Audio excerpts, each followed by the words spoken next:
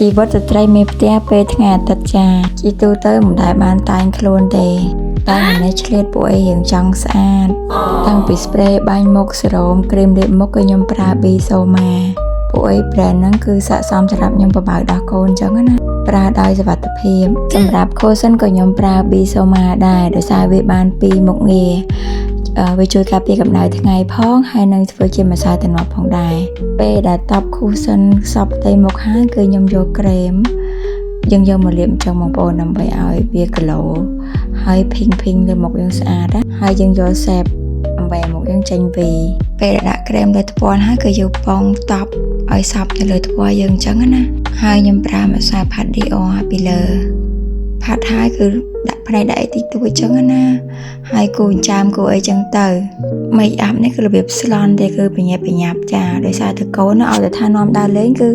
គឺថាចង់ទៅភ្លាមហ្មងទប់អត់ឈ្នះទេហើយម៉ែនេះកូន3ចាទ្រាំរៀបចំកូនហើយហ្នឹងគឺចង់ខែកម៉ោងហើយតែឆ្លៀតធ្វើវីដេអូចែកជូនបងប្អូនទាំងអស់គ្នាមើលអញ្ចឹងណាទូទៅពេលចេញក្រៅមិនដែលបាន make up អីទេលាបតែលេខពីកម្ដៅថ្ងៃគឺចេញទៅហើយតែយូរមានអារម្មណ៍ថាចង់ស្អាតម្ដងខ្ញុំឥឡូវតាំងពីឈប់ធ្វើការមកក្លាយជាមនុស្ស introvert ហើយព្រោះធ្វើការ10ឆ្នាំហើយរស់នៅដឹងក្តីរយៈពេលប្រហែលឆ្នាំនេះគឺថាស្គាល់មនុស្សគ្រប់ប្រភេទទាំងអស់អញ្ចឹងរាល់ថ្ងៃមានតែខំរកលុយធ្វើវីដេអូតាម TikTok ប្រម៉ូទផលិតផលជ្រៀតថែខ្លួនថែកូនបរៀនអប់រំកូនឲ្យតែល្អអញ្ចឹងណាហើយនឹងនាំកូនដើរលេងខ្លះ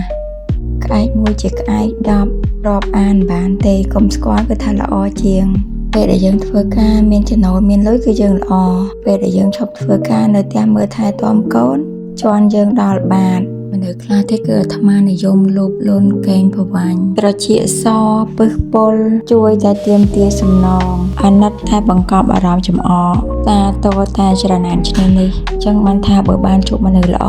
គួរតែថែរក្សាហើយយើងត្រូវតែរឹងមាំនឹងឲ្យតម្លៃខ្លួនឯងអញ្ចឹងបានថាម្ចាស់សហគ្រាសក្រុមហ៊ុនបើឃើញស្ត្រីមេផ្ទះជាអ្នកបង្កើតមាតិកាសូមផ្ដល់ឱកាសការងារឲ្យច្រើនផងសម្រាប់ថ្ងៃនេះដែរគឺអត់ជ្រើសរើសស្លៀកពាក់បែបខ្ជូតទេបែបស្ត្រីវ័យកណ្ដាលតែម្ដង fit របស់ខ្ញុំបងប្អូនមើលទៅ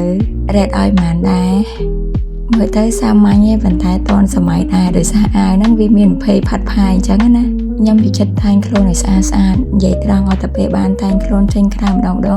គឺជីវិតស្រស់ស្រាយស្រស់បំព្រងតែម្ដងភាព stress តានតឹងអីគឺថារលែកបាត់អស់ហើយអញ្ចឹងបានថាម៉ាក់ដែលនៅផ្ទះមើលកូនណាឆ្លៀតតែងខ្លួនដើរលេងខ្លះផងដើម្បីសាកថ្មឲ្យជីវិតឲ្យមានកម្លាំងមើលកូនគោពេញផ្ទះបន្ត